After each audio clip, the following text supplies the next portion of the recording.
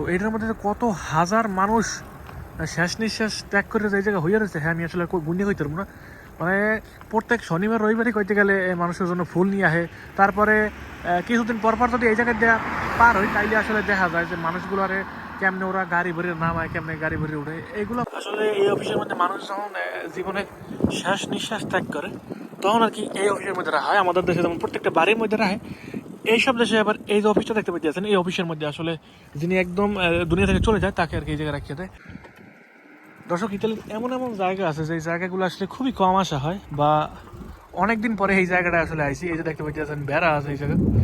ইতালিতে আসলে অনেক বেশি বেড়া দেখতে পারবেন, অনেক শহরে অনেক অঞ্চলে দেখতে পারবেন, বড় বড় পাহাড়ি জায়গাগুলোতে দেখতে পারবেন এরকম করে আসলে বেড়া ছাড়িয়ে দেয়। তারপরে আসলে এই বেড়ার মাংস দিয়ে বিভিন্ন রকমের কাবাব বানানো হয়। এই জায়গায় গেট আটকানো আছে, দেখতে পাচ্ছেন। এই জায়গা বেড়া আছে, ছাগল আছে, আর অনেক রকমের জিনিস আছে।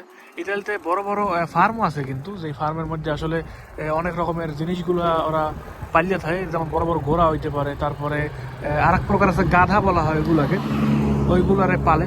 সো হঠাৎ করে এই জিনিসগুলো দেখে ভালো লাগলো। এইগুলো বড় বড় এগ্রিকালচারের মালিকের বাড়ি এগুলো, যারা আর কি আমাদের দেশ থেকে এগ্রিকালচার বিষয়ে যে মানুষগুলো আনে এদের বাড়ি ঘর হয়েছে এগুলো। ঠিক এই যে জমির যে মালিক, এরা চাইলে আসলে বাংলাদেশ থেকে লোক আনতে পারে, কারণ এদের এই ডকুমেন্ট থাকে, কিন্তু এই ডকুমেন্ট ওদের আছে। এদের আসলে এই ডকুমেন্টগুলো থাকে, ওরা বাংলাদেশ থেকে লোক আনতে পারে। কারণ ওরা যদি বলে যে এই জায়গায় কয়েকশো মানুষ লাগবে, যে এই মানুষগুলো এই জায়গায় কাজ করে, এরা চাইলে বাংলাদেশ থেকে অনেক মানুষ আনতে পারে। হঠাৎ করে প্রাণীগুলো থেকে আমার আসলে ভালো লাগলো। দর্শক, এই যে এই জায়গা থেকে দেখতে পাচ্ছেন বড়, এই যে একটা অফিস। আসলে এই অফিসের মধ্যে মানুষ যখন জীবনে শেষ নিঃশ্বাস ত্যাগ করে তখন আর কি এই অফিসের মধ্যে রাখা হয়। আমাদের দেশে যেমন প্রত্যেকটা বাড়ির মধ্যে রাখে, এইসব দেশে আবার এই যে অফিসটা দেখতে পাচ্ছেন, এই অফিসের মধ্যে আসলে যিনি একদম দুনিয়া থেকে চলে যায় তাকে আর কি এই জায়গায় রাখিয়ে দেয়।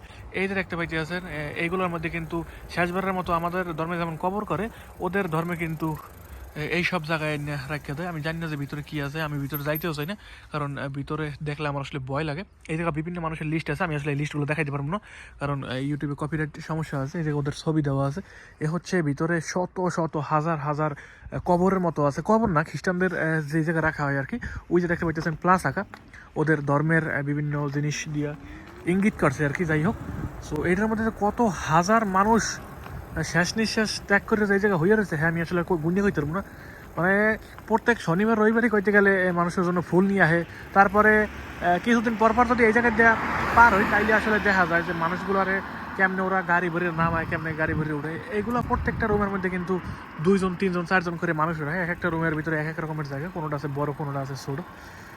এই যে ট্রাকগুলো দেখতে পাচ্ছেন, এগুলো দিয়ে আসলে ভিতরে যে গাছগুলো আছে গাছগুলোর চর্চা করে।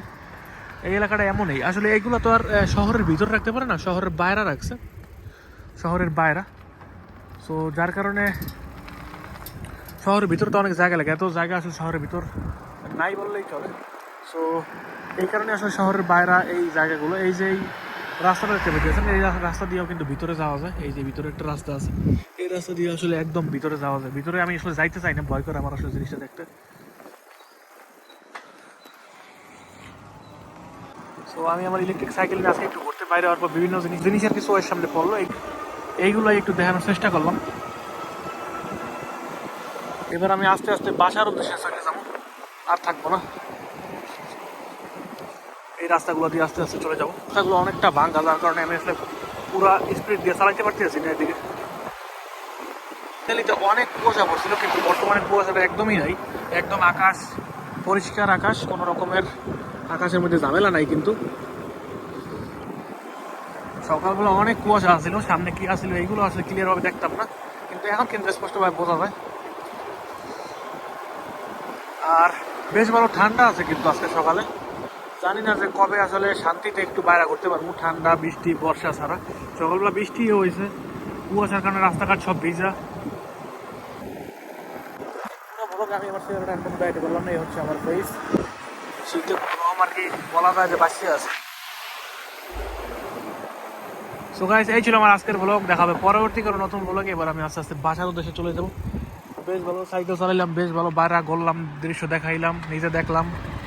তো ভালো থাকবেন, সুস্থ থাকবেন, নিজের খেয়াল রাখবেন। বাই বাই সবাইকে।